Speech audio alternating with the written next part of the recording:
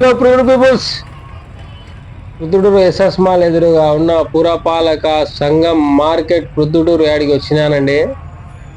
అదే పెద్దలు చెప్తాను, సముద్రంలో అయినా ఈదొచ్చు కానీ సంసారంలో ఈదవలేం రా అన్నారు.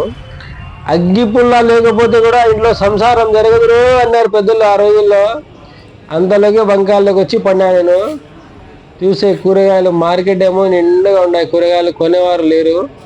మామూలుగా అయితే పొద్దున కూడా నాకు టైం చిక్కదని మధ్యాహ్నం 2-4 మధ్య పోతానన్నమాట. ఆ టయానికి ట్రాఫిక్ దుమ్ము దులారా ఏమి ఉండదు రోడ్ల మీద.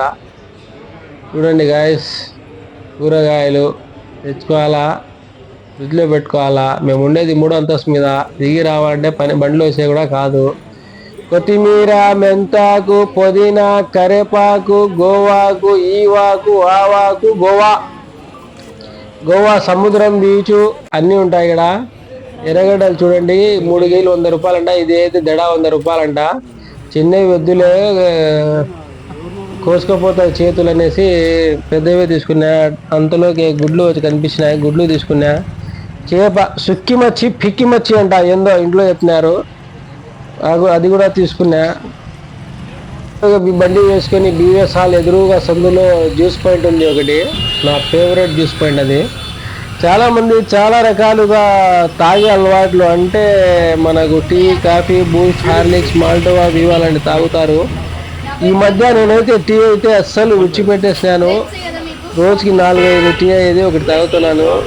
Oreo juice, dragon fruit juice, pineapple juice, apple juice, banana juice, kiwi juice, మొత్తం విటమిన్స్ అన్నమాట.